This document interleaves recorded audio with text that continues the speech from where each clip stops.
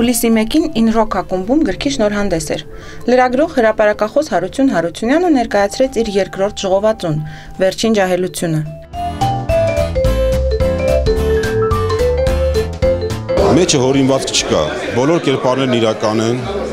լինի դա գյուղական կերպար, լինի ասենք քաղաքային կերպար, լինի մեր շրջապատը, այսինքն յուրաքանչյուրը որ կարդա ինքը կզգա իրան դրա մեջ։ Գիրքը կոչվում է «Վերջին ջահելությունը», դա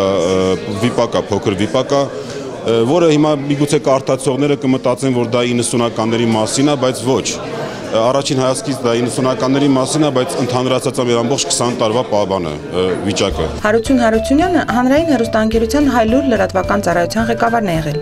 Այսօր նա ակտիվորեն համագործակցում է տարբեր պարբերականների եւ լրատվամիջոցների հետ։ Չնայած 2005-ին լույս տեսած արձակի ու բանաստեղծությունների ժողովածուից հետո սա հեղինակի երկրորդ գիրքն է, նա իրեն գրող չի համարում։ Գեղարվեստական գրականության ժանրում ստեղծագործելը նրա համար զգացմունքների, ապրումների կուտակումներն ազատելու ձև է։ Գրքում մարդկային պատմություններ են, որոնք երբեմն ընթերցողի աչքի առաջ են կանգնում 1.5 էջանոց ուրվանկարներից։ Հասարակության համար ամենացավոտ խնդիրների մասին Հարությունյանը պատմում է պարզ ու հասկանալի լեզվով։ Երեք որ տպարանից առաջի օրինակը հանեցի, թերթեցի, նույնիսկ զարմացա,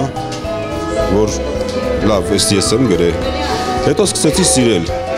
Իսկ եթե ես սկսեցի սիրել, նշանակում է